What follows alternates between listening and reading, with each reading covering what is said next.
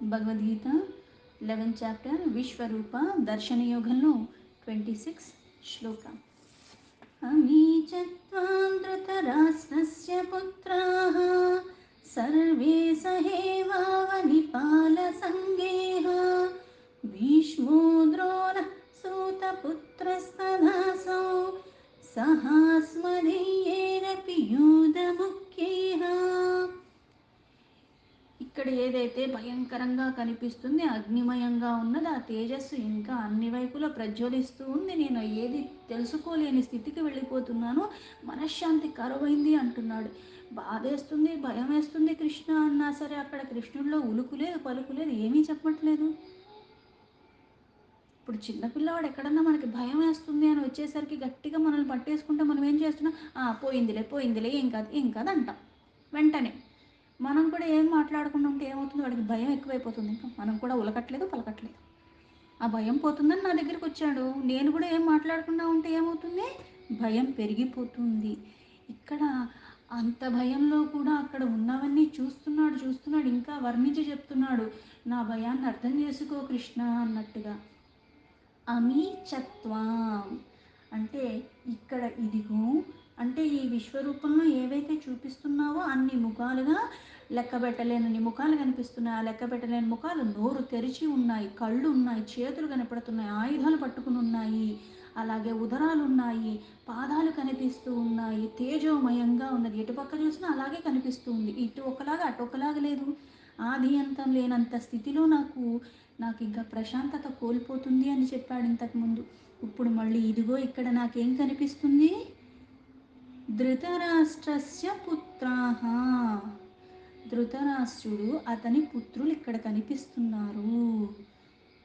అంటే చూడగా చూడగా ఇంకా ఇంకా స్పష్టత వస్తుంది. అది చూస్తున్నాడు, అక్కడ కనిపిస్తున్నాడు. అంటే అక్కడ ఏం కనిపిస్తుంది? సకల సృష్టి కనిపిస్తుంది.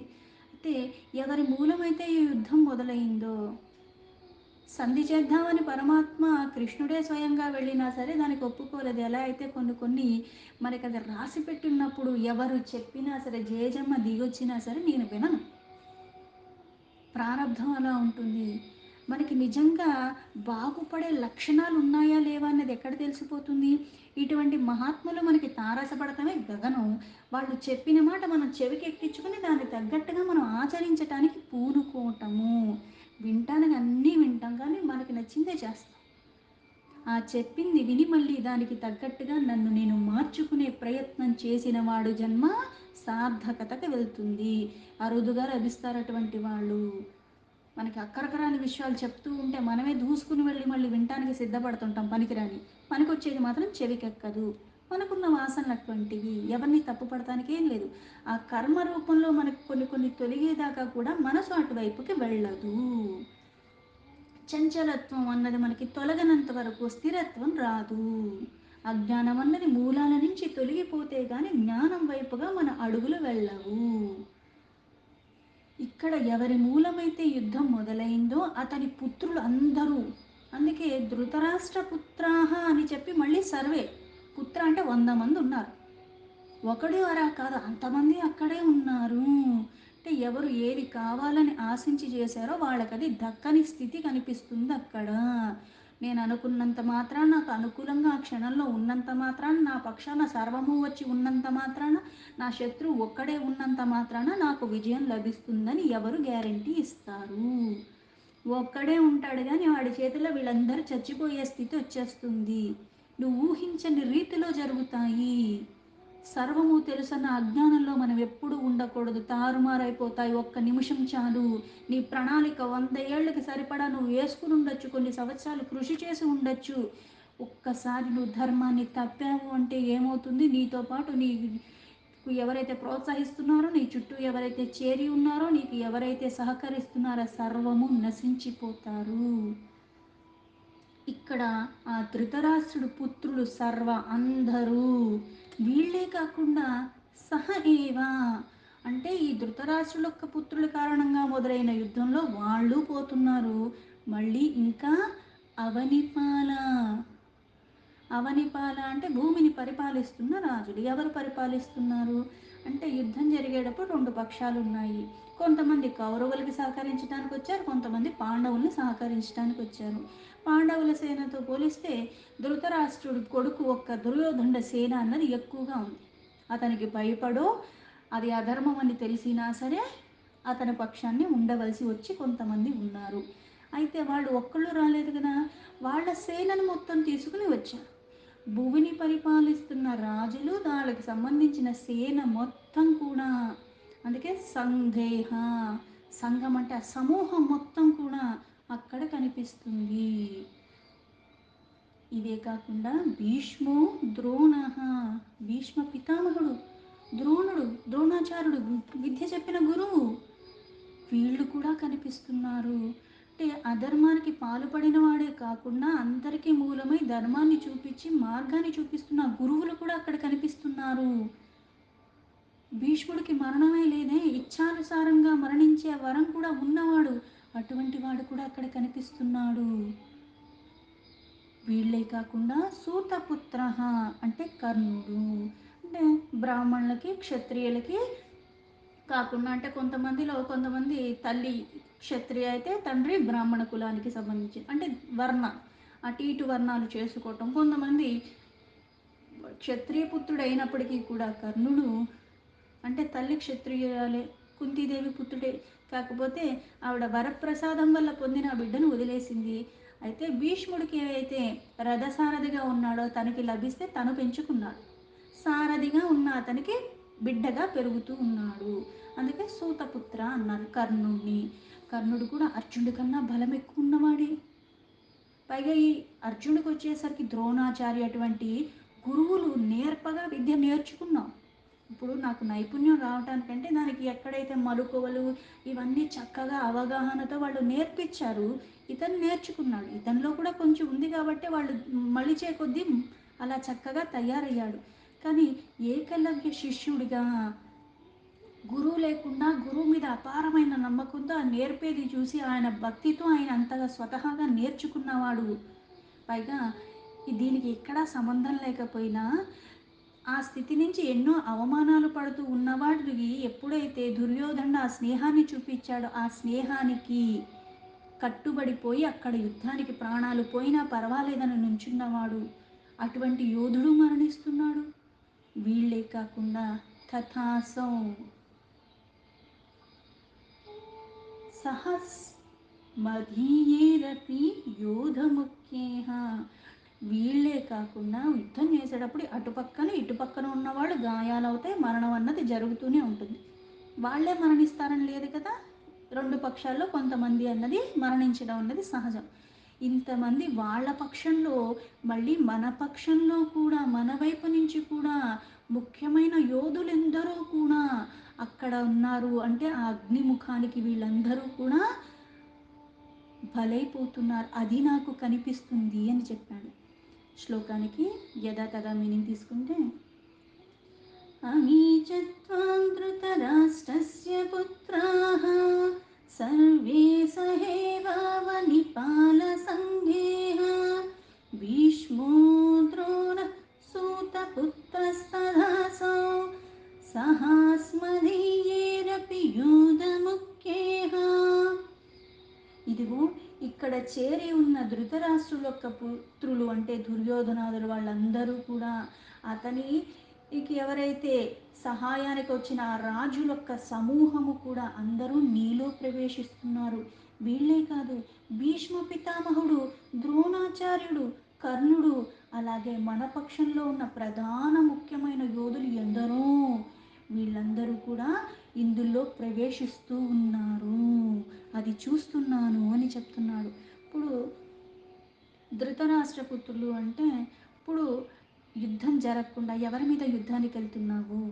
అధికారం కావాలనుకుంటే యుద్ధమే పరిష్కారమా?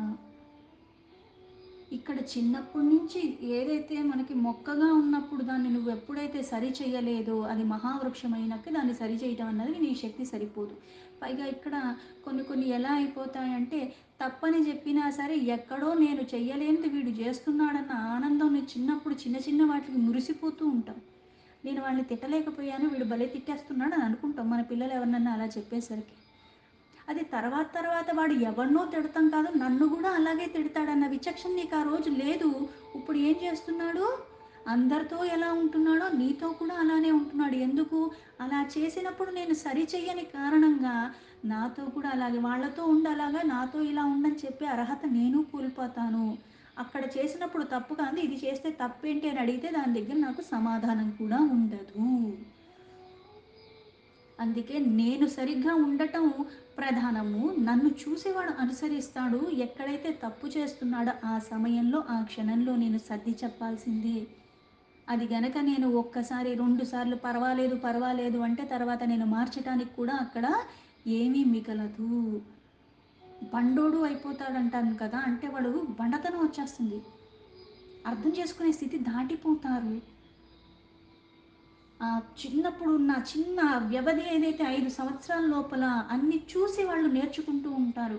అందుకని పిల్లలు కనే ముందు ఏం కావాలి, స్కూల్ ఫీజులు పక్కకు పెట్టుకుందామా, ఇవి పెట్టుకుందామా అని కాదు. నాలో ఉన్న వికారాలు, నాలో ఉన్న అవలక్షణాలన్నీ నేను తొలగించుకుంటూ, నేను స్థిరంగా ఉండాలి. నన్ను చూసి వాడు అనుకరిస్తాడు కాబట్టి నేను ధర్మాన్ని తప్పకుండా, నా నోట్లోంచి వచ్చే ప్రతి మాట, నేను చూసే విధానము, నేను చేసే విధానము, ఇవన్నీ నేను అంతలాగా క్షుణ్ణంగా చూసుకోవాలి. నాకు తెలియకుండానే ఈ ప్రభావం నా పిల్లల మీద పడిపోతుంది. వాళ్ళు నన్ను గమనిస్తున్నారు.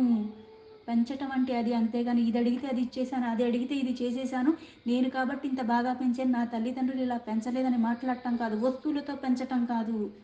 జ్ఞానమయమైన వికసన ఇవ్వాలి పిల్లలకి. ఇక్కడ అందుకే ధృతరాష్ట్రపుత్ర 100 మంది ఉన్నారు. ఎలా అయితే మనకి కొన్ని కొన్ని గరుడ పురాణం వీటిల్లో చెప్తూ ఉంటారు. ఏమని? పుత్రుడు లేకపోతే గతి ఉండదు మనకి అంటారు. అయితే మళ్ళీ అందులోనే చెప్తారు, ఎటువంటి పుత్రుడు ఉంటే నీకు గతి బాగుంటుంది? ధర్మపరంగా ఉన్నవాడు, ధర్మానికి తగ్గట్టుగా ఎప్పుడూ వ్యవహరించేవాడు. అటువంటి వాడు ఒక్కడున్నా సరే ఆ కులం మొత్తం కూడా బాగుపడుతుంది. అధర్మానికి పాల్పడేవాడు, దుష్ట ప్రవర్తనతో ఉన్నవాడు, ఇటువంటి వాళ్ళు ఎంతమంది ఉన్నా లేనివాడే ఉత్తముడు. అంటే పిల్లలు లేకపోవటమే సుఖం ఇటువంటి వాళ్ళు ఉండేదానికన్నా. ఇది చెప్పింది, అది చెప్పింది. ఎందుకు చెప్పారు అలాగా? అంటే ఒక్కడైనా పర్వాలేదు కానీ వాడిని సరిగ్గా ఉండేలాగా చూసుకోవటం మన ధర్మం. అందరూ బాగుండాలి అనుకుంటాం కానీ మన ప్రారంభం ఏంటి మనకి తెలియదు. కాకపోతే దాన్ని సరిచేసే ప్రయత్నాన్ని మాత్రం విరామం లేకుండా చెయ్యవలసిందే, వదిలేయకూడదు. కొంతమంది రాజులు కూడా ఏం చేశారు? ఇంత అనర్థాలకి పాల్పడుతున్న బిడ్డల్ని వాళ్ళు పరిత్యాజం చేసుకున్నారు. ఆ రాజ్యం నుంచి కూడా బహిష్కరించేశారు. ఇటువంటి వాళ్ళు 100 మంది పోవటమే కాకుండా వీళ్ళకి ఎవరైతే సహాయ సహకారాలు ఇవ్వటానికి వచ్చిన రాజులు ఉన్నారో వాడి సమూహం మొత్తం, అంటే వాడికి ఉన్న సేన మొత్తం కూడా నశించిపోతుంది. ఇక్కడ వాళ్ళందరూ కనిపిస్తున్నారు నీ నోట్లో నాకు. అలాంటిది భీష్ముడు, భీష్మ పితామహుడు అంటే సాధారణమైన వాడు కాదే. ఇప్పుడు వీళ్ళందరూ ఒక్కసారిగా చచ్చిపోయారంటే ఒక్కసారిగా చచ్చిపోయారు, కానీ వీళ్ళందరూ ఇక్కడ కనిపిస్తున్నారంటే కాలక్రమంలో వీళ్ళందరూ వెళ్ళిపోతున్నారు. అది అక్కడ భూత భవిష్యత్ వర్తమానాలు అక్కడన్నవి కనిపిస్తున్నాయి విరాట రూపంలో. మనకు విష్ణు సహస్రనామం ఎక్కడి నుంచి వచ్చిందంటే భీష్మ పితామహుడు అంపశయ్య మీద ఉండి అక్కడ యుధిష్ఠిరుడికి నీతి బోధ ఇవన్నీ చేసి మళ్ళీ కృష్ణుడే తన గురించి తనే చెప్పమనగా సహస్రనామాలు కృష్ణుడిని స్మరిస్తూ కృష్ణుడిని దర్శించుకుంటూ అవన్నీ చెప్తాడు. అంపశయ్య మీద ఉంది అక్కడ వేలాడిపోతూ ఉంటే అలాగా ఆ శరీరాన్ని అప్పుడు ఉత్తరాయణ వచ్చేదాకంటే దగ్గర దగ్గర 58 రోజులు దాని మీద ఉండి అప్పుడు ఆ శరీరాన్ని విడిచిపెట్టాడు. అంటే ఇంతలా ధర్మం తెలిసినవాడు, ఇంతలాగా అన్నీ తెలిసినవాడు మరి ఎందుకు దుర్యోధనాది పక్షాన ఉండవలసి వచ్చింది అంటే ధర్మం కాదని తెలుసు. అటు పక్కన ఉండటానికి కూడా ఇష్టం లేదు. అంటే తెలిసి చేసినా తెలియకుండా చేసినా సరే అధర్మానికి సహకరిస్తున్నప్పుడు ఎవరైనా సరే నశించిపోతాడు.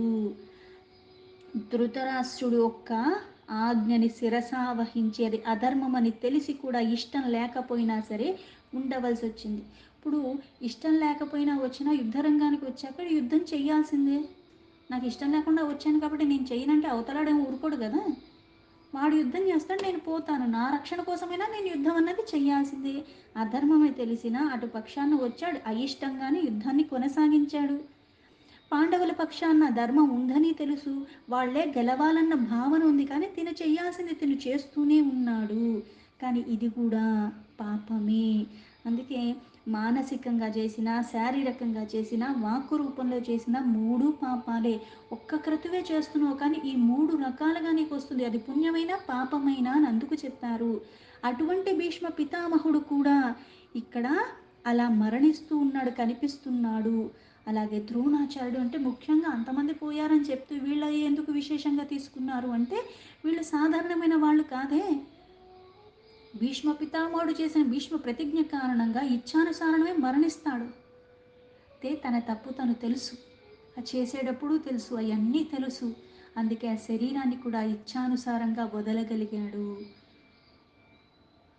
ఇక్కడ ద్రోణుడు కూడా ఆయన కూడా యుద్ధం చేస్తున్నాడు.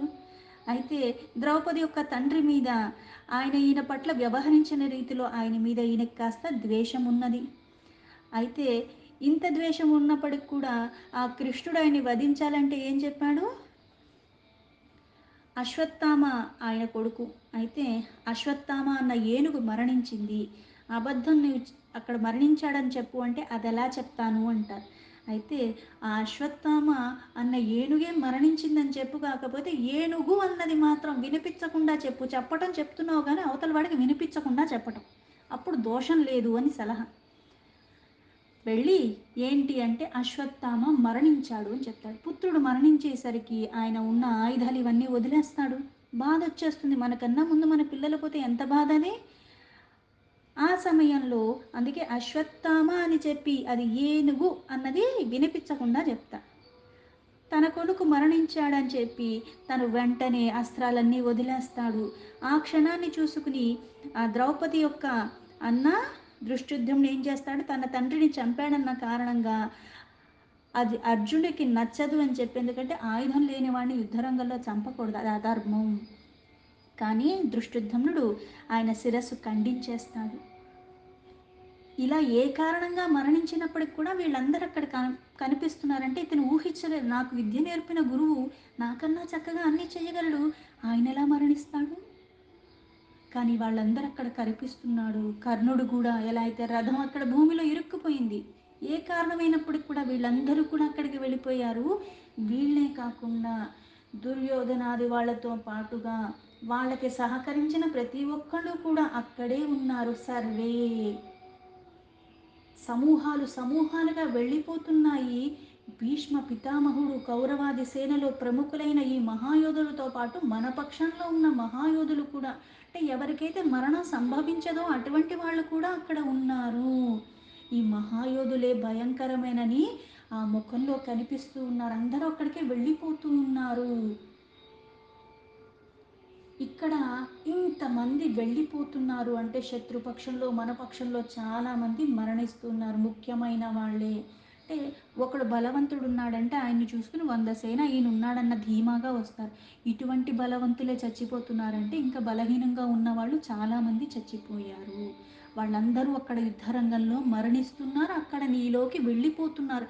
అవి నేను చూస్తున్నాను కృష్ణ అని చెప్పాడు. దీంతో భగవద్గీత 11th చాప్టర్ విశ్వరూప దర్శన యోగంలో 26 శ్లోక సంపూర్ణం.